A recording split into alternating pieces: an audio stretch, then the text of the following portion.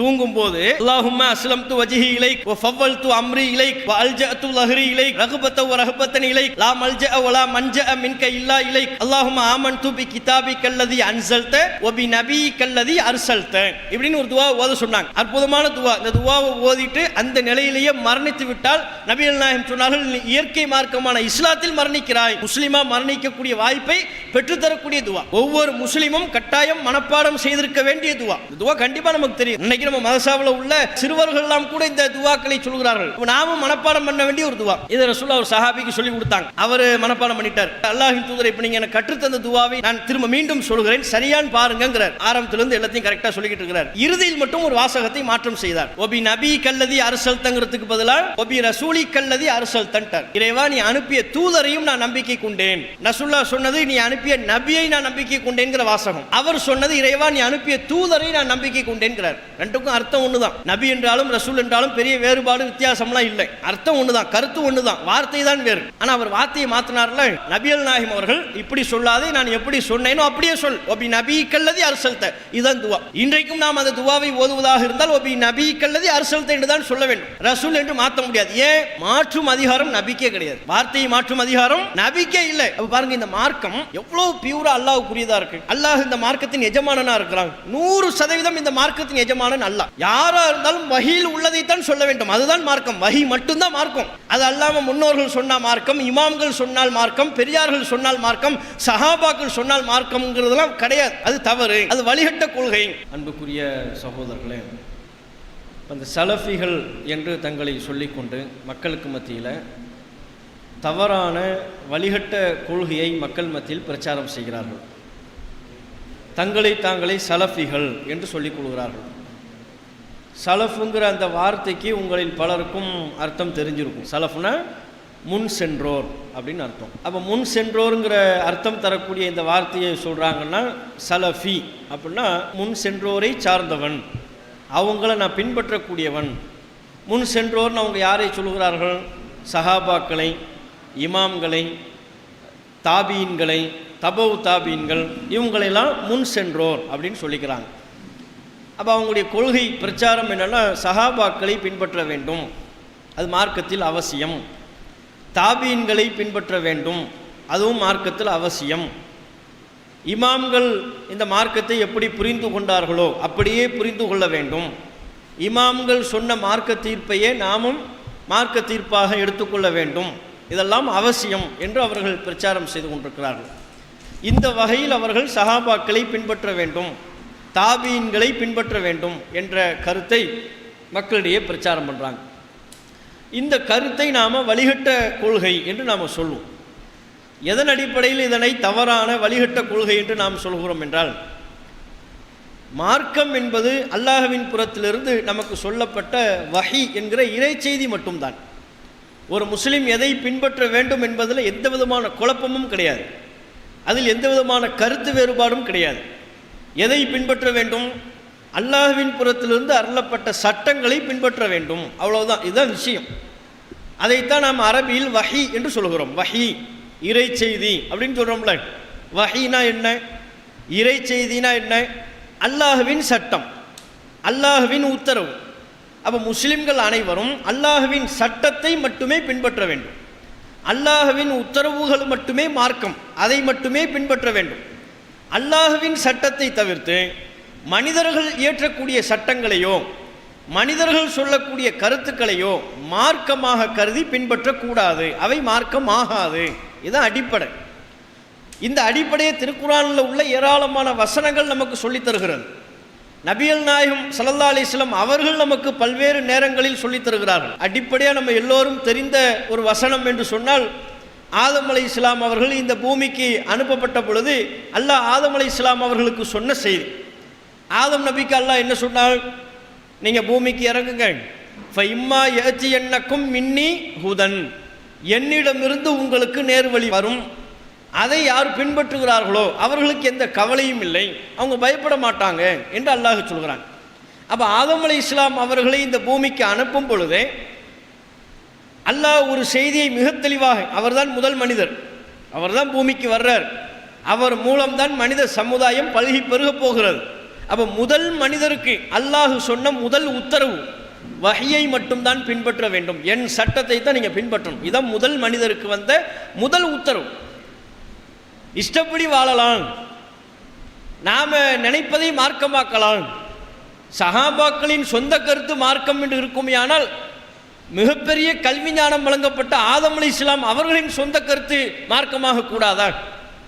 மார்க்கமாவதற்கு மிக அதிக தகுதி படைத்தது எது? ஒரு வாதத்திற்கு ஒரு பக்கம் சொல்கிறாங்க, சலஃபீன்கள் சொல்கிறாங்க சஹாபாக்களின் சொந்த கருத்து அது மார்க்கம் அப்படிங்கிறாங்க.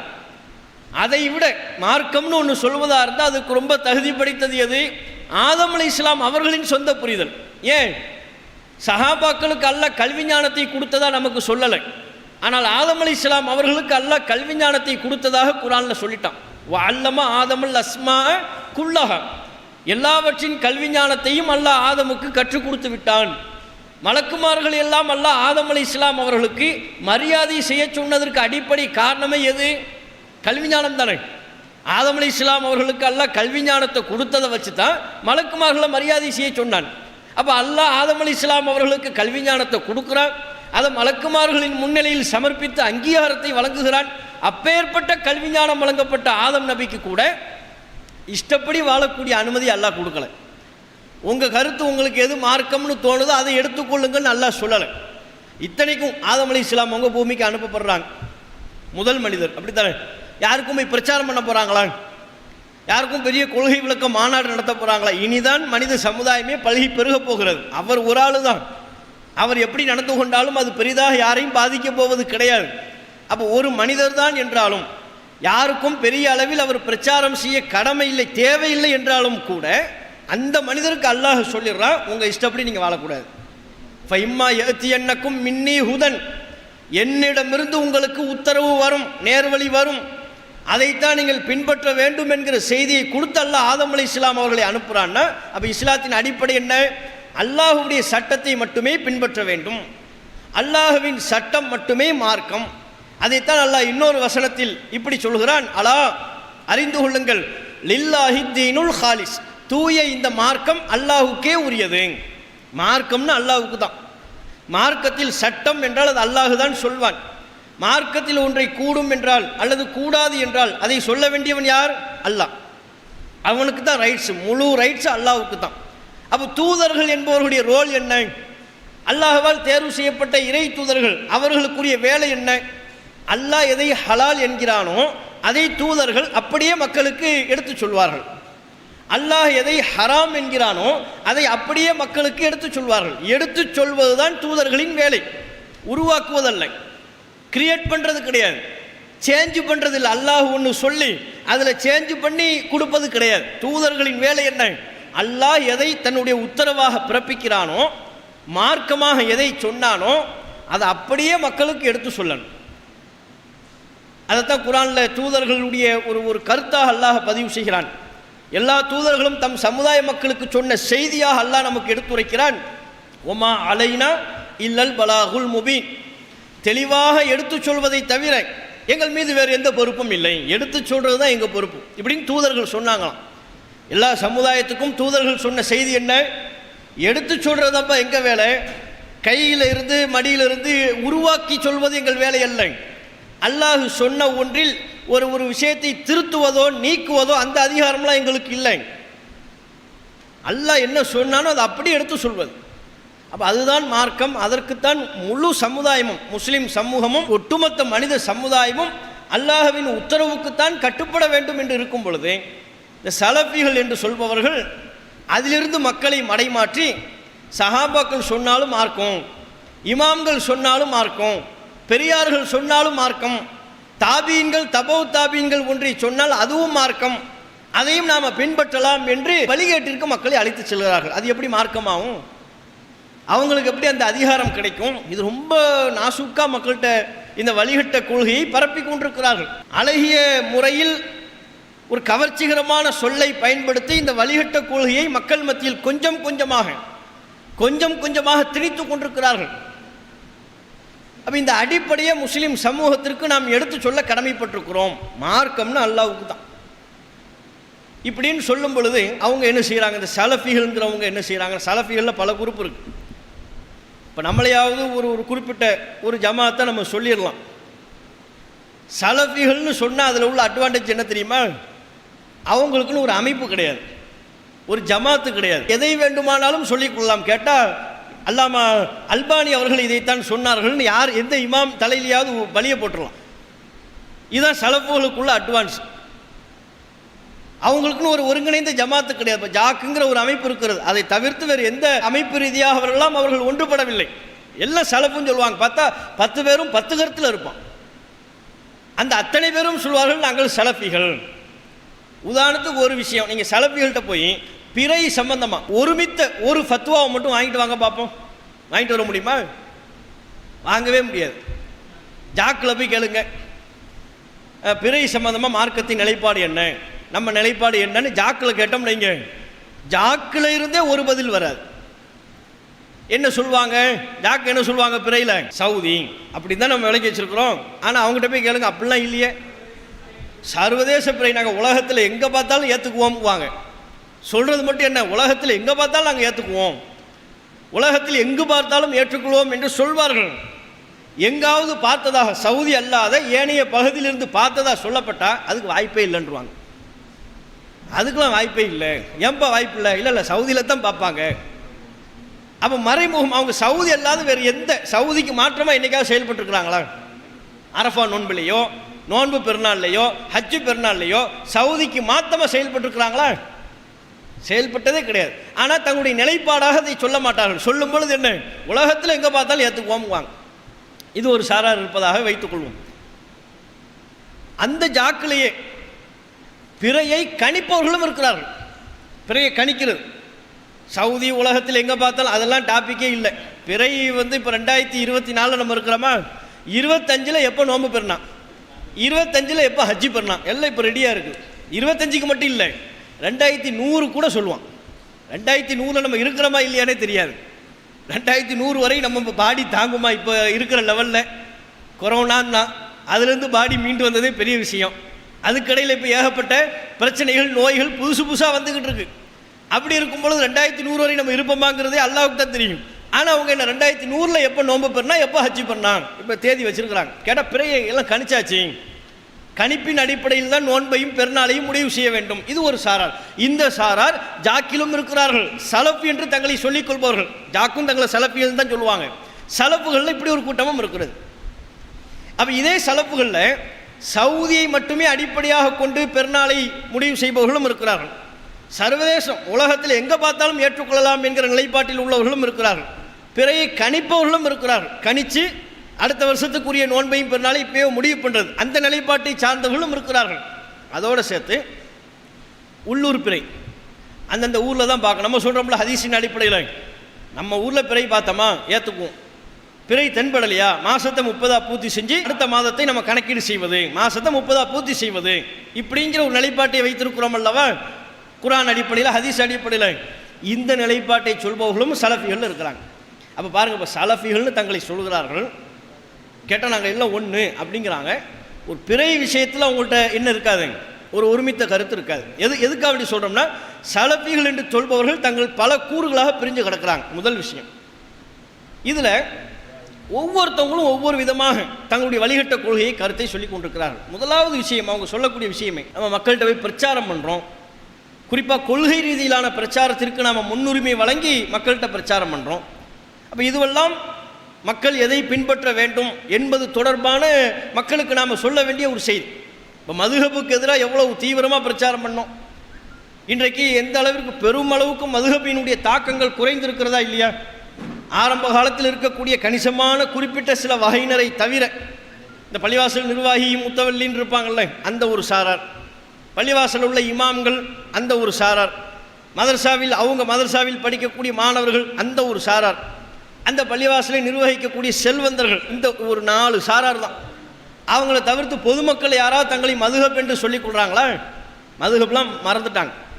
மதுஹப்லாம் பெருமளவு குறைந்து விட்டது. அந்த 4 சாரார் மட்டும்தான் இப்போது அந்த மதுஹபில் எஞ்சி இருக்கிறார்கள். பள்ளிவாசலுடைய இமாம்கள், மதரசா மாணவர்கள், சுன்னத் ஜமாத் மதரசாவினுடைய மாணவர்கள், பள்ளிவாசல் நிர்வாகிகள், முத்தவல்லிகள், அது போன்ற நிர்வாக கட்டமைப்பில் உள்ளவர்கள், அவர்களுக்கு பொருளாதாரம் வழங்கக்கூடிய செல்வந்தர்கள், இவங்களை தவிர பொதுமக்களை எடுத்துக்கொண்டால் அவங்களோட பெருமளவு மதுஹப்லாம் இருக்குது, பெருமளவு குறைஞ்சிருக்கிறது. அப்போ மதுஹப்புக்கு எதிராக நம்ம ஏன் பிரச்சாரம் பண்ணோம்? வஹியத்தான் பின்பற்றணும், அல்லாஹ்வுடைய உத்தரவு தானப்பா பின்பற்றணும். நீ ஏன் ஷாஃபி இமாமை பின்பற்றக்கூடியவன் என்று சொல்கிறாய்?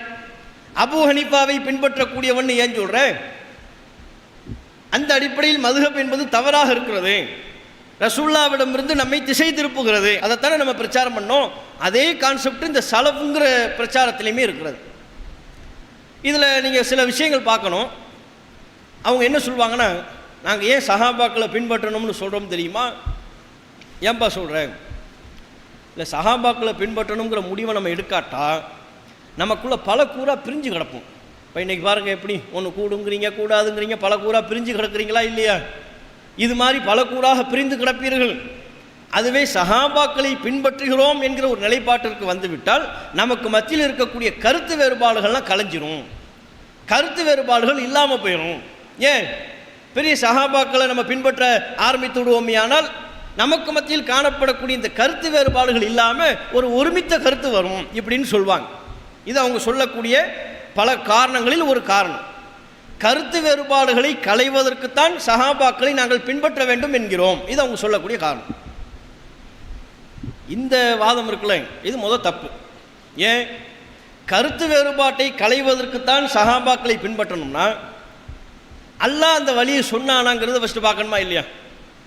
கருத்து வேறுபாட்டை களைவதற்கு சஹாபாக்களை பின்பற்றுங்கன்னு அல்லாஹ் சொன்னானா? நபிகள் நாயகம் நமக்கு சொன்னாங்களா? கருத்து வேறுபாடு நமக்கு மத்தியில் வரும், மார்க்கத்தின் பெயரால் ஒவ்வொருவரும் ஒவ்வொரு கருத்தை சொல்லக்கூடிய சூழல் ஏற்படும். மார்க்கத்தில் கருத்து வேறுபாடு வரும், அல்லாவே அப்படி சொல்கிறான். வரும் பொழுது நாம் தீர்வுக்கு என்ன செய்ய வேண்டும் என்பதையும் அல்லாஹ் சொல்லிவிட்டானா இல்லையா? அல்லாஹ் என்ன சொல்கிறான்? ஃபைன் தனாஸஅதும் ஃபி ஷைஇன் ஃபருத்தூஹு இலல்லாஹி வர் ரசூல். உங்களுக்கு மத்தியில் கருத்து வேறுபாடு ஏற்படுமையானால் அல்லாஹ்வுக்கு கட்டுப்படுங்க, தூதருக்கு கட்டுப்படுங்க. சொல்லிட்டு தான் அல்லாஹ் சொல்கிறான், அல்லாஹ்வுக்கு கட்டுப்படுங்க, தூதருக்கு கட்டுப்படுங்க. ஃபைன் தனாஸஅதும், ஏதேனும் ஒன்றில் நீங்கள் கருத்து வேறுபாடு கொள்வீர்களேயானால், சர்ச்சை வருமையானால், ஃபருத்தூஹு இலல்லாஹி வர் ரசூல், அதனை அல்லாஹ்வின் பக்கமும் அல்லாஹ்வின் தூதரின் பக்கமும் நீங்கள் திருப்பி விடுங்கள். அல்லாஹ்ட்ட கொண்டு போங்க, தூதர்கிட்ட கொண்டு போங்க. கருத்து வேறுபாடு ஏற்பட்டால் அல்லாஹ் என்ன சொல்கிறான்னு பாரு, தீர்க்கமாக பாரு, தேடு. ரசூல் என்ன சொன்னாங்கன்னு பாரு. அப்போ அல்லாஹ் ரசூலைத்தான் இறைவன் தீர்வுக்குரிய அம்சமாக வைக்கிறான். கருத்து வேறுபாடு வரும் பொழுது அதற்குரிய தீர்வு எங்கே இருக்கிறது? குர்ஆனில் இருக்குது, ரசூலுல்லாஹ்வுடைய ஹதீஸில் இருக்கிறது. அது சம்பந்தமாக நம்ம பார்க்கின்ற பொழுது சில விஷயங்களில் கருத்து வேறுபாடு வரும். அந்த சர்ச்சையை முடிவு செய்வதற்கும் குர்ஆன் வசனத்தை தான் நாம் சார வேண்டும், ஹதீஸுகளின் மீது தான் நாம் பற்றுக்கொள்ள வேண்டும். அதை வச்சு தான் கருத்து வேறுபாடு உள்ள விஷயங்களில் முடிவெடுக்கணுங்கிற அல்லாஹ். இது 4வது அத்தியாயம் 59வது வசனத்தில் அல்லாஹ் சொல்கிறான். அப்போ யோசிச்சு பாருங்கள், கருத்து வேறுபாடு வந்தால் என்ன செய்யணும்னு அல்லாஹ் சொல்லிட்டான். அல்லாஹ் குர்ஆனில் ஃபருத்தூஹு இலல்லாஹி வர் ரசூல், அல்லாஹ்வின் பக்கம் அதை திருப்பு, ரசூலின் பக்கம் அதை திருப்பு. அல்லாஹ் ரசூல்கிட்ட அந்த கருத்து வேறுபாடுக்குரிய அம்சத்தில் தீர்ப்பு கேள். இதுதான் அல்லாஹ் சொன்ன தீர்வு. அல்லாஹ் ஒரு தீர்வை சொல்லியிருக்கும் போது அதுக்கு மாற்றமா இல்லை கருத்து வேறுபாட்டை களைவதற்குத்தான் நாங்கள் சஹாபாக்களை பின்பற்ற வேண்டும் என்கிறோம் அப்படின்னு சொல்வது சரியா? அது குர்ஆன் வசனத்துக்கு எதிராக இருக்கா இல்லையா? கருத்து வேறுபாடு இல்லாமல் போகணும்னா எங்கே போகணுங்கிறாங்க? சஹாபாக்கள்கிட்ட போகணும், சஹாபாக்களிடத்தில் போனால் தான் கருத்து வேறுபாடு வராது என்கிறார்கள். ஆனால் அல்லாஹ் சொல்கிறான், உனக்கு கருத்து வேறுபாடு வந்தால் என்கிட்ட வா, நபி இடத்துல போ, உன்னுடைய கருத்து வேறுபாட்டுக்குரிய தீர்வு உனக்கு கிடைக்கும் என்று அல்லாஹ் சொல்கிறான். அப்போ அல்லாஹ் ரசூல்கிட்ட கருத்து வேறுபாடுகளுக்கு தீர்வு இருக்கிறது என்று குர்ஆன் சொல்கிறது. சலஃபிகள் சொல்கிறாங்க இல்லை, சஹாபாக்கள்கிட்ட தான் அதுக்கு தீர்வு இருக்குங்கிறாங்க. இது எவ்வளோ பாரதூரமான கருத்து, இது எவ்வளோ பெரிய நச்சு கருத்து. இன்னொரு கோணத்தில் நீங்கள் யோசிச்சு பாருங்கள், கருத்து வேறுபாட்டை களைவதற்குத்தான் நாங்கள் சஹாபாக்களை பின்பற்ற வேண்டும் அப்படின்னு சொல்கிறோம்னா அதுலேயே உங்கள் ஒருமித்த கருத்தில் இல்லை. ஏன் சஹாபாக்களை பின்பற்ற வேண்டும் என்று சொல்லும் பொழுது அதுலேயே உங்களுக்கு பல கருத்து வருது. கருத்து வேறுபாட்டை களைவதற்கு தான் சஹாபாக்களை பின்பற்றணும்னு சொல்கிறாங்கல்ல, என்ன ஆதாரம் கேட்டால் ஒரு குர்ஆன் வசனத்தை ஒன்று சொல்லுவாங்க. 4வது அத்தியாயம் 115வது வசனம். நேர்வழி தனக்கு தெளிவான பிறகு ரசூலுல்லாஹ்வுக்கு மாறு செய்து நம்பிக்கை கொண்டோரின் வழி அல்லாத வேறு வழியை பின்பற்றுவோரை அவர் செல்லும் வழியிலேயே விட்டு விடுவோம், அவங்க நரகத்தில் கருகுவார்கள் அப்படின்னு அல்லாஹ் சொல்கிறான். இந்த வசனத்தை தான் சஹாபாக்களை பின்பற்றுவதற்கு ஆதாரம். சஹாபாக்களை பின்பற்றும்படி குர்ஆன் சொல்லிவிட்டது அப்படின்னு இந்த வசனத்தை அவங்க சொல்லுவாங்க. இந்த வசனத்தை அரபியில் என்ன சொல்லுவாங்கன்னா சபீலுல் முஃமினீன் அப்படின்னு ஒரு வார்த்தை அதில் வரும். மை யுஷாகிகிர் ரசூல மின் பஅதி மா தபய்யன லஹுல் ஹுதா வ யத்தபி' கைர சபீலில் முஃமினீன். சபீலுல் முஃமினீன் அல்லாத மூமின்களின் வழி அல்லாத வேறு ஒன்றை யார் பின்பற்றுவாரோ, தூதருக்கு மாறு செய்து மூமின்களின் வழி அல்லாத வேறு ஒன்றை யார் பின்பற்றுவாரோ நுவல்லிஹி மா தவல்லான், அவங்க போகிற போக்கிலேயே விட்டு விடுவோம். ஓ நுசுலிஹி ஜஹன்னம், நரகத்தில் அவர்களை கருகச் செய்வோம். ஓ சாஅத் மசீரா, அது கெட்ட தங்குமிடம் இப்படின்னு நல்லா சொல்கிறான். அப்போ இந்த வசனத்தை வைத்துக்கொண்டு என்ன சொல்கிறாங்கன்னா, பார்த்தீங்களா அல்லாவே சொல்லிட்டான் தூதருக்கு மாறு செய்யக்கூடாது, மூமின்களின் வழியை பின்பற்றணும், அப்படின்னா தான் சொர்க்கம் போக முடியும். தூதருக்கு மாறு செய்தால், மூமின்களின் வழி அல்லாத வேறு ஒன்றை பின்பற்றினால் நரகத்துக்கு போகணும், அல்லாஹ் எச்சரிக்கை செய்கிறான். அப்போ சொர்க்கம் போக வேண்டும் என்றால் தூதரை பின்பற்ற வேண்டும், மூமின்களின் வழியை பின்பற்ற வேண்டும். அந்த மூமின்களின் வழிதான் எது? சஹாபாக்களின் வழி, நல்லோர்கள் சென்ற வழி அப்படின்னு சஹாபாக்கள் அங்கே திணிக்கிறாங்க. அந்த வசனத்தில் அப்படி இல்லை. சஹாபாக்களை பின்பற்றணும்னு அந்த வசனத்தில் இருக்கா? கிடையாது. அப்போ சஹாபாக்கள் பற்றி அந்த வசனத்தில் எதுவுமே இல்லாத நிலையில் மூமின்களின் வழின்னு வந்துருச்சுல, அதை வைத்துக்கொண்டு என்ன சொல்கிறாங்கன்னா, இந்த வசனத்தின் மூலமாக அல்லாஹ் சஹாபாக்களின் வழியைத்தான் அல்லாஹ் சொல்கிறான், சஹாபாக்களைத்தான் அல்லாஹ் சபீலுல் முஃமினீன் என்று சொல்கிறான் அப்படின்னு சொல்கிறாங்க. இப்போ அதுக்கு பதில் பார்க்கறதுக்கு முன்னால் அவங்க விஷயம் என்னென்ன, ஆரம்பத்தில் என்ன சொல்கிறாங்க, கருத்து வேறுபாடுகளை களைவதற்குத்தான் சஹாபாக்களை நாங்கள் பின்பற்ற வேண்டும் என்று சொல்கிறோம் அப்படின்னு சொன்னாங்கல்ல. இந்த வசனம் அதில் இடம்பெறக்கூடிய சபீலுல் முஃமினீன் என்கிற வார்த்தை யாரை குறிக்கிறது என்று சலஃபுகளிடத்தில் கேட்டால் அதிலேயே அவர்களுக்கு மத்தியில் பல கருத்து வேறுபாடு. பாருங்க, எந்த வசனத்தை ஆதாரமாக காட்டி சஹாபாக்களை பின்பற்றணும்னு சொல்கிறாங்களோ அந்த வசனத்திலேயே அவர்களுக்கு மத்தியில் ஒருமித்த கருத்து இல்லை.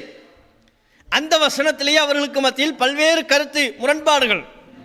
கேட்டால் கருத்து வேறுபாட்டை களைவதற்கு தான் நாங்கள் சஹாபாக்களை பின்பற்ற வேண்டும் என்கிறோம் என்று சொல்கிறார்கள். இப்போ இந்த வசனத்தை ஆதாரமாக காட்டுறாங்களா?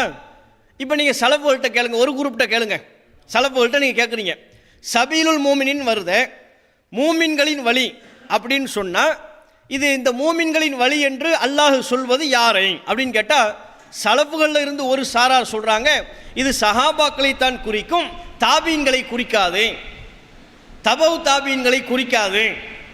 ஏன்னா குர்ஆன் அருளப்பட்ட காலத்தில் மூமின்கள் என்று யார் தான் இருந்தார்கள்? சஹாபாக்கள் மட்டும்தான் இருந்தார்கள். ஆகவே இதில் இடம்பெறக்கூடிய மூமினின் என்பது இந்த வசனம் சஹாபாக்களை மட்டும்தான் குறிக்கும், தாபீன்களை குறிக்காது, தபவு தாபீன்களை குறிக்காது இப்படின்னு சலஃபுகளில் ஒரு சாரார். இன்னொரு சாரார் என்ன, இல்லை இது சஹாபாக்களையும் குறிக்கும், அதுக்கடுத்து உள்ள தலைமுறையாக இருக்கக்கூடிய தாபீன்களையும் குறிக்கும், தபவு தாபீன்களை குறிக்காது. அதுக்கு என்னப்பா ஆதாரம்? அல்லாமா இப்னுல் ஜௌசி அப்படித்தான் சொன்னார். அவன் எதையுமே சுயமாக சொல்ல மாட்டான், எதையுமே எனக்கு இப்படி விளங்குச்சு நான் படிக்கிறதுலேருந்து எனக்கு இப்படி தான் புரியுதுன்னு கூட சொல்ல மாட்டான். ஏதாவது ஒரு இமாம் மேலே பழிய போகிறது. இப்னுல் ஜௌசி அப்படித்தான் சொன்னார். 2 தலைமுறையை எடுக்க வேண்டும் என்கிறார். யாரை? சஹாபாக்களையும் தாபீன்களையும் குறிக்கும் என்று சொல்கிறார். இது சலஃபில் உள்ள இன்னொரு குரூப், பி குரூப்னு வைங்க. இன்னொரு சி குரூப் இருக்கு, அதுவும் சலஃப்னு தான் சொல்லும். அந்த சலஃபிட்ட போய் கேட்டிங்கன்னா இது யாரங்க குறிக்குதுன்னு கேட்டால் இதுவா சஹாபாக்கள், தாபீன்கள், தபவு தாபீன்கள் 3 தலைமுறையை குறிக்கும். ஏனென்றில் நபிகள் நாயகம் சொன்னார்கள் கைருக்கும் கரணி சும்மல்லதீன எலூனஹும் சும்மல்லதீன எலூனஹும், சம்பந்தமே இல்லாமல் உங்களில் சிறந்தவர்கள் என் தலைமுறையை சார்ந்தவர்கள், அதுக்கடுத்து அடுத்த தலைமுறை, அதற்கடுத்து அடுத்த தலைமுறை, 3 தலைமுறை ரசூலுல்லாஹ் சொன்னாங்க. அதனால இந்த வசனம் இதில் இடம்பெறக்கூடிய மூமின்கள் என்பது சஹாபாக்கள், தாபீன்கள், தபவு தாபீன்கள் 3 தலைமுறையை குறிக்கும். இதுவும் யாரு தான்? சலஃபு தான். இது சி குரூப். அடுத்து இன்னொரு டி குரூப் இருக்கு. அவங்ககிட்ட போய் கேட்டிங்க வைங்க, எதுக்கு பிரச்சனை, ஏன் சஹாபாக்கள் தாபீன்கள் பிரிக்கிறீங்க? நமக்கு முன் சென்ற அத்தனை நல்லறிஞர்களையும் குறிக்கும். இதுவும் எதுதான்? சலஃபில் உள்ள ஒரு குரூப். அப்போ சலஃபில் உள்ள ஏ குரூப் சொல்லுது சஹாபாக்கள் மட்டும்தான், சஹாபாக்களை தவிர வேறு யாரும் இல்லை. இந்த வசனம் சஹாபாக்களை மட்டுமே சொல்கிறது ஒரு குரூப்பு. இன்னொரு குரூப்பு சஹாபாக்கள் தாபீன்கள், இன்னொரு குரூப்பு சஹாபாக்கள் தாபீன்கள் தபவு தாபீன்கள், இன்னொரு குரூப்பு முன் சென்ற அத்தனை நல்லறிஞர்கள். இதில் விசேஷமான இன்னொரு குரூப் இருக்கு. அந்த குரூப்கிட்ட போய் இந்த வசனம் இது யாரை பற்றி பேசுது அப்படின்னா இது யாரை பற்றியும் பேசவில்லை. சஹாபாக்களை பின்பற்றுவதற்கு இந்த வசனத்தை ஆதாரமாக காட்டுவது அறிவீனம். இது யாரு? இதுவும் சலஃப் தான். சலஃபில் முஜாஹித்னு ஒருத்தர் இருக்கிறார்ல, அவரும் தன்னை சலஃபி என்று சொல்லிக் கொள்பவர். அவர் இந்த வசனத்தை ஆதாரம் காட்டி பேசுறாரு. எதுவுமே நம்ம கற்பனையா பேசல, அனைத்துக்கும் கிளிப்பிங்ஸ்லாம் இருக்கு. அப்போ முஜாஹித் சொல்றாரு, சில பேர் இந்த சபீலுல் மூமினின் வசனத்தை வைத்துக்கொண்டு சஹாபாக்களை பின்பற்ற வேண்டும் என்று சொல்கிறார்கள். அது தவறு. இந்த வசனத்திற்கும் சஹாபாக்களை பின்பற்ற வேண்டும் என்று சொல்வதற்கும் துளியும் சம்பந்தம் இல்லை. இதுவும் யாரு தான்? சலஃப். அப்போ பாருங்க, நம்மளை சஹாபாக்களை பின்பற்ற வாங்கன்னு கூப்பிட்டாங்க. எதுக்குங்கன்னு கேட்டோம். கருத்து வேறுபாடுகளை களைவதற்குத்தான் உங்களை நாங்கள் சஹாபாக்களை பின்பற்ற வேண்டும் என்று அழைக்கிறோம். நாங்கள் என்னப்பா ஆதாரம்னு ஒரு வசனத்தை காட்டுறாங்க. அந்த வசனத்தில் 5 கருத்து வேறுபாடு வருது. அந்த வசனத்திலேயே 5 கருத்து வேறுபாடு வருது. கருத்து வேறுபாட்டை களைகிறதுக்கு தானே நீ கூப்பிட்டேங்களே. சரி, என்ன ஆதாரம் கேட்டால் அந்த ஆதாரத்தில் சபீல் மூமின்னா யாருன்னு சொல்றதுலேயே சலப்புகள்கிட்ட 5, நம்ம ஒட்டுமொத்த கருத்து வேறுபாட்டை சொல்லலை, சலப்புகள்கிட்டே 5 கருத்து வேறுபாடு வருது. அப்படின்னா இது எப்பேற்பட்ட ஒரு சிந்தனையற்ற மார்க்க ஆதாரமற்ற ஒரு செயல்பாடு என்பதை இதிலிருந்தே நாம் மிக தெளிவாக புரிந்து கொள்ள முடியும். இப்படித்தான் இவங்க ஆதாரம் இல்லாத சம்பந்தம் இல்லாதவைகள் எல்லாம் ஆதாரம் என்று சொல்லி செய்து கொண்டிருக்கிறார். அப்போ முதல் விஷயம், அடிப்படை வஹி, அல்லாஹ்வுடைய உத்தரவு, அதை மட்டும்தான் நம்ம பின்பற்றணும். அது மட்டும்தான் மார்க்கம். அதை தவிர வேறு எதுவும் மார்க்கம் ஆகாது. அல்லாஹ் நமக்கு சொல்லக்கூடிய உத்தரவில் சின்ன ஒரு சேஞ்சை கூட யாரும் பண்ண இயலாது, தூதர்களை பண்ண இயலாது. குர்ஆனில் அல்லாஹ் சொல்ல சொன்னானா இல்லையா? குர்ஆனில் அல்லாஹ்வே சொல்லி காட்டுறான்ல, குல் நபியை நீங்கள் சொல்லுங்க, மா யகூனு லி அன் உபத்திலஹு மின் தில்காஇ நஃப்ஸி, என் புறத்திலிருந்து சுயமாக மாற்றும் அதிகாரம் எனக்கு வழங்கப்படவில்லை. ரசூல்லா அல்லாஹ்வின் புறத்திலிருந்து அருளப்பட்ட குர்ஆனை சொன்னாங்க மக்களுக்கு. அப்போ மக்கள் சில மாற்றங்களை கேட்டார்கள். மக்கா இணை வைப்பாளர்கள், இது இப்படி மாற்றுங்களேன், வேறு புக்கு கொண்டு வாங்க, இந்த புக்கு வேண்டாம், இந்த செய்தி வேண்டாம், வேறு செய்தி கொண்டு வாங்க, ஒரு புத்தகமாக கொண்டு வர வேண்டியதானே, பல மாதிரி கருத்துக்கள் சொன்னார்கள். அப்போ அல்லாஹ் பதிலாக சொல்கிறான், என்ன உங்ககிட்ட போய் அதை மாற்றி இதை மாற்றுங்கிறான், நீங்கள் தெளிவாக சொல்லிடுங்க, மாற்றும் அதிகாரம் எனக்கு இல்லை, முடிஞ்சு போச்சு. அல்லாஹ் என்ன சொன்னானோ அதை அப்படியே எடுத்து சொல்வதுதான் தூதரின் வேலை. மாற்றும் அதிகாரம் தூதர்களுக்கு வழங்கப்படவில்லை. ஒரு வார்த்தையை மாத்திரத்துக்கே அதிகாரம் இல்லைன்னா சஹாபாக்களுக்கு புதுசாக ஒரு வழியை உருவாக்க முடியுமா? அந்த அதிகாரத்தை அல்லாஹ் சஹாபாக்களுக்கு கொடுப்பானா? சபீலுல் மூமின்னா சஹாபாக்கள் போன பாதைன்னு இவங்களா ஒரு அர்த்தம் வைக்கிறாங்களே. சஹாபாக்கள் அல்லாஹ் ரசூல் காட்டிய வழி அல்லாமல் இன்னொரு வழியில் போக முடியுமா? உருவாக்க முடியுமா? அந்த ரைட்ஸ் அவங்களுக்கு இருக்கா? அல்லாஹ் மூமின்களின் பாதைன்னு சொல்வது வஹியைத்தான் அல்லாஹ் சொல்கிறான். மூமின்களின் பாதை எது? வஹிதான, அல்லாஹ் காட்டுற வழிதானங்க நம்ம செல்ல வேண்டிய பாதை. ஆதம் அலைஹிஸ்ஸலாம் அவர்களிலிருந்து, முதல் மனிதர் ஆதமிலிருந்து உலகத்தில் பிறக்கின்ற கடைசி மனிதர் வரை அவர் செல்ல வேண்டிய பாதை வஹி, அல்லாஹ்வுடைய உத்தரவு, அதான் நேர்வழி. அதை தவிர்த்து அவருக்கு இன்னொரு வழியெல்லாம் கிடையாது. யாரும் இன்னொரு வழியை உருவாக்க முடியாது, உருவாக்கும் அதிகாரம் இல்லை. இவங்க எப்படி சஹாபாக்களுக்கு அந்த அதிகாரத்தை தூக்கி கொடுக்குறாங்க? எப்படி அந்த அதிகாரம் அவங்களுக்கு வரும்? நம்ம அந்த தூங்கும்போது ஓதக்கூடிய துவா சம்பந்தமான ஹதீஸையெல்லாம் சொல்லுவோம்ல. தூங்கும்போது ஓதும் துவா என்ன? தூங்கும்போது இறுதியாக நாம் சொல்ல வேண்டிய துவா என்று நபிகள் நாயகம் ஒரு துவாவை சொல்லி தந்தார்கள். இந்த துவாவை ஓதிட்டு வலது பக்கமாக சாஞ்சி படுத்துறணும். அதுக்கப்புறம் யார்கிட்டையுமே பேசக்கூடாது. நம்ம ஆட்கள் படுத்ததுக்கப்புறம் தான் செல்ஃபோனையும் எடுப்பான். செல்ஃபோனை எடுத்து ஃபேஸ்புக்கை பார்க்குறது, வாட்ஸ்அப்பை பார்க்குறது, போட்டதுக்கு லைக் வந்துச்சா, கமெண்ட் வந்துச்சா, கனவு கொண்டு ஃபேஸ்புக்கில் லைக் வராததையும் கமெண்ட் வராது, இந்த கனவு, இவனுக்கு கனவே அதை பற்றி தான். ஆனால் ரசூல்லா அந்த துவாவை ஓதிட்டு தூங்கிடணும்ட்டாங்க, யார் கூடயும் பேசக்கூடாது. அது எந்த துவா? அது அல்லாஹும்ம அஸ்லம்து வஜ்ஹி இலைக் வ ஃபவ்வல்து அம்ரி இலைக் வ அல்ஜஅது லஹ்ரி இலைக் ரகுபத்தன் வ ரஹபத்தன் இலைக் லா மல்ஜஅ வ லா மன்ஜஅ மின்க இல்லா இலைக் அல்லாஹும்ம ஆமன்து பி கிதாபிக அல்லதி அன்ஸல்த வ பி நபியிக அல்லதி அர்ஸல்த. இப்படின்னு ஒரு துவா ஓத சொன்னாங்க. நம்ம மக்களுக்கு துவா சொன்னோம்னு வைங்க, இதை ஓதத்துக்குள்ளே தூக்கம் போயிடக்கூடாது ஜி, இவரிடமோ படுத்தவொடனே தூங்குற மாதிரி இவ்வளோ பெரிய துவாவாக இருக்குது, இதை ஓதுறதுக்குள்ளே தூக்கம் போயிடக்கூடாது, அதெல்லாம் ஒன்றும் போகாது தூக்கம். அற்புதமான துவா. இந்த துவாவை ஓதிட்டு அந்த நிலையிலேயே மரணித்து விட்டால் நபிகள் நாயகம் சொன்னார்கள், இயற்கை மார்க்கமான இஸ்லாத்தில் மரணிக்கிறாய், முஸ்லீமாக மரணிக்கக்கூடிய வாய்ப்பை பெற்றுத்தரக்கூடிய துவா. ஒவ்வொரு முஸ்லீமும் கட்டாயம் மனப்பாடம் செய்திருக்க வேண்டிய துவா. ஒவ்வொரு தௌஹீத்வாதியும் கட்டாயம் அறிந்து வைத்திருக்க வேண்டிய ஒரு பிரார்த்தனை. இந்த துவா கண்டிப்பாக நமக்கு தெரியும். இன்னைக்கு நம்ம மதரசாவில் உள்ள சிறுவர்கள்லாம் கூட இந்த துவாக்களை சொல்கிறார்கள். அவ்வளவு ஆனந்தமாக இருக்கிறது, அவ்வளோ மகிழ்ச்சியாக இருக்கிறது. சிறுவர்களுக்கெல்லாம் இந்த துவா மனப்பாடம் செய்யக்கூடிய அளவிற்கு இந்த துவா போய் சென்றடைகிறதா இல்லையா? அப்போ நாமும் மனப்பாடம் பண்ண வேண்டிய ஒரு துவா. இதை ரசூலுல்லாஹ் ஒரு சஹாபிக்கு சொல்லி கொடுத்தாங்க. அவர் மனப்பாடம் பண்ணிட்டார். அப்போ ரசூலுல்லாஹ்ட்ட வந்து திருப்பி சொல்கிறார், அல்லாஹ்வின் தூதரை, இப்போ நீங்கள் எனக்கு கற்றுத்தந்த துவாவை நான் திரும்ப மீண்டும் சொல்கிறேன், சரியான்னு பாருங்கிறார். ரசூலுல்லாஹ் சொல்லி கொடுத்துட்டாங்க. சொன்னவர் அவர் திருப்பி சொல்கிறார். நம்ம இப்போ யாரும் சொல்லி கொடுத்தோன்னு வைங்க, திருப்பி கேட்டக்கூடாது நம்ம நினைப்போம். நம்மக்கிட்ட கேட்டக்கூடாது அந்த துவாவை, நம்மளை சொல்லுங்கன்னு சொல்லிடக்கூடாதுங்க.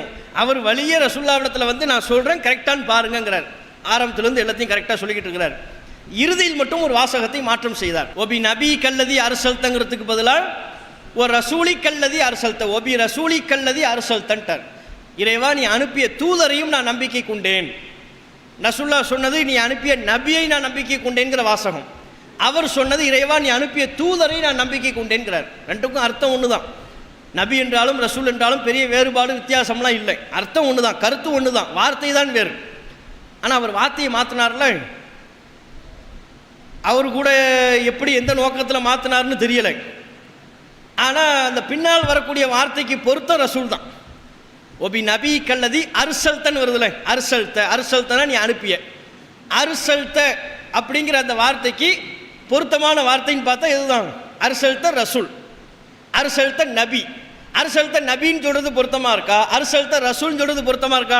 சொல் அடிப்படையில் நபி சொன்ன வார்த்தையை நபியை எடுத்து விட்டுட்டு ரசூல்னு கொண்டு வர்றார். ஒபி ரசூலி கல்லதி அர்சல்த, நீ அனுப்பிய ரசூலையும் நான் நம்பிக்கை கொண்டேன்ட்டார்.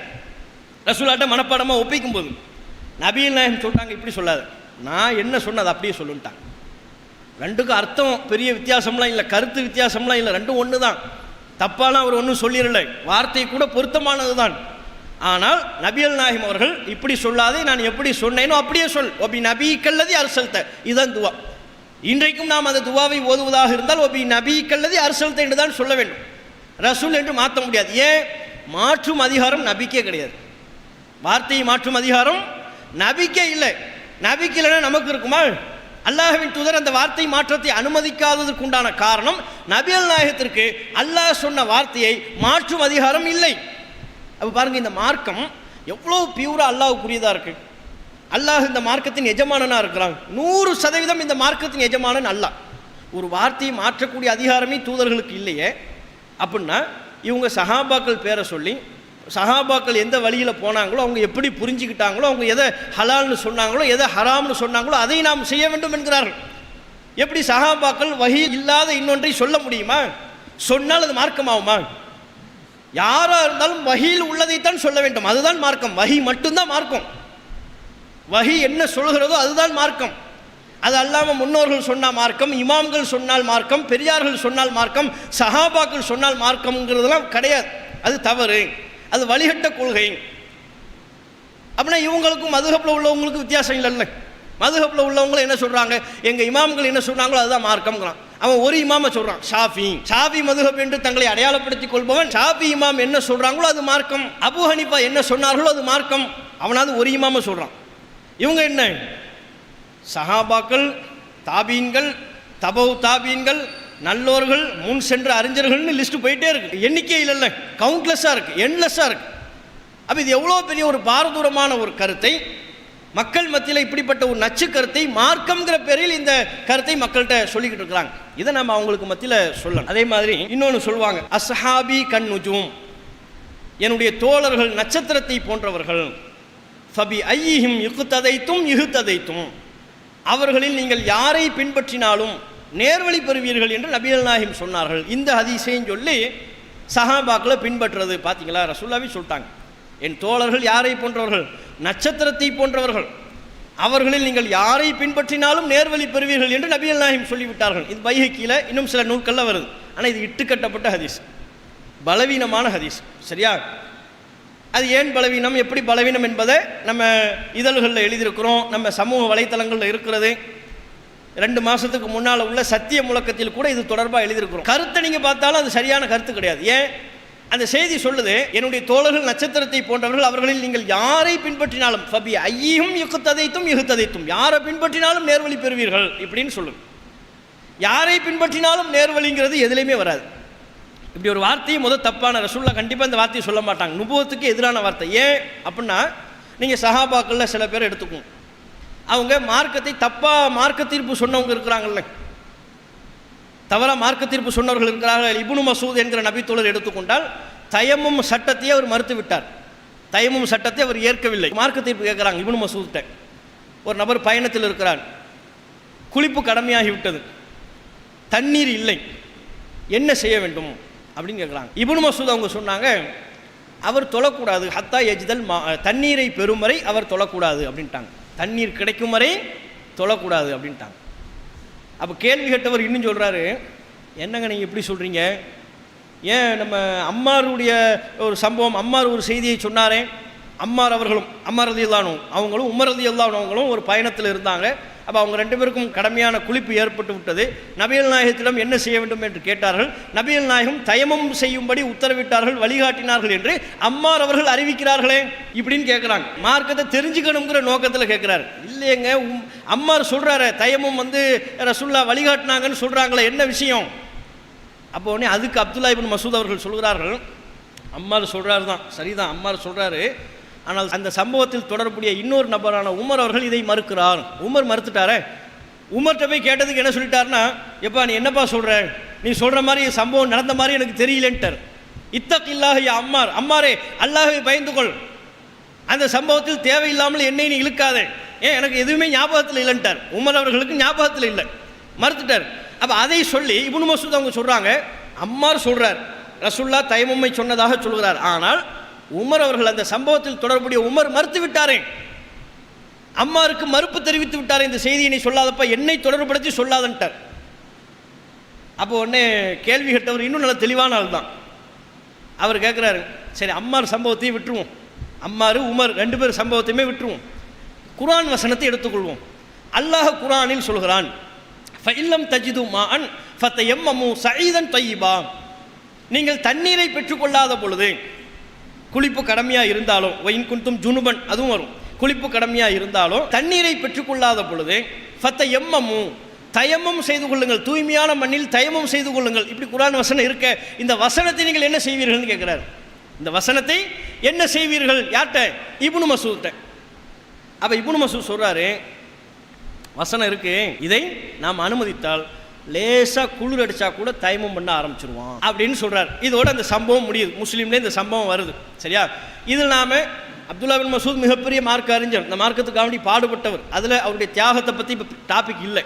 அவங்க தியாகத்தை பற்றியோ அவங்க உழைப்பு பற்றியோ நம்ம பேசலை. சஹாபாக்களின் உழைப்பு பெரிதா நம்முடைய உழைப்பு பெரிதான்னா கம்பேர் பண்ணுறதுக்கே நம்ம தகுதியற்றவர்கள், கம்பேர் பண்ணுவதற்கே நம்ம தகுதியற்றவர்கள். அந்த புரிதல்லாம் நமக்கு இருக்குது. அதிலெல்லாம் எந்த விதமான மாற்று கருத்தும் இல்லை. சஹாபாக்கள் செய்த நன்மையை நம்மால் ஒருபோதும் அடைய முடியாது. அவர்களின் தியாகத்திற்கு நம்மால் ஒருபோதும் ஈடாக இயலாது. அவர்கள் இந்த மார்க்கத்திற்காக சிந்திய ரத்தத்திற்கு ஒருபோதும் அப்படிப்பட்ட ஒரு உயர்வான கூலியை நம்மால் பெறவே முடியாது. அதிலெல்லாம் நமக்கு டவுட் இல்லை. அவங்க பின்பற்றப்பட வேண்டியவர்களா, அவங்க வஹியா, அத்தாரிட்டியா?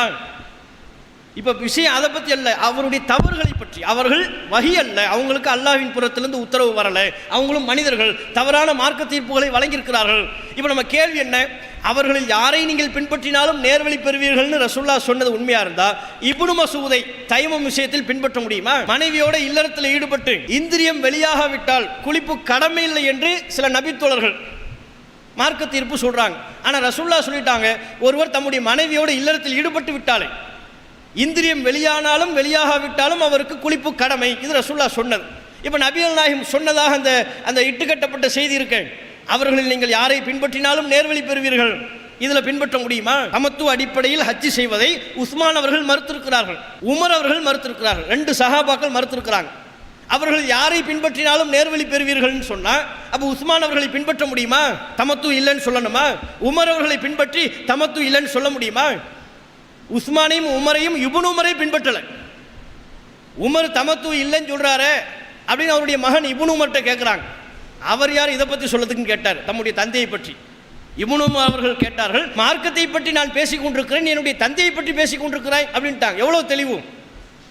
அப்போ அவங்களும் மனிதன்கிற அடிப்படையில் பல தவறான நிலைப்பாடுகள் எடுத்திருக்கிறார்கள். அப்படி இருக்கும் பொழுது என்னுடைய தோழர்கள் நட்சத்திரத்தை போன்றவர்கள், அவர்கள் யாரை பின்பற்றினாலும் நீங்கள் நேர்வழி பெறுவீர்கள் என்கிற இந்த ஹதீஸ், இட்டுக்கட்டப்பட்ட ஹதீஸ், கருத்தும் தவறானது என்பதை நம்ம புரிந்து கொள்ளணும். இதெல்லாம் நம்ம ஏன் தெரிஞ்சுக்கணும்னு சொன்னால், நம்ம தான் பிரச்சாரம் பண்ணணும். மக்களுக்கு ஒரு மாதிரியாக வேஷத்தை போட்டு மக்கள்கிட்ட நயமாக கவர்ச்சிகரமாக பேசி நம்ம பார்க்குறதுக்கு அப்படிலாம் இருக்க மாட்டோம்.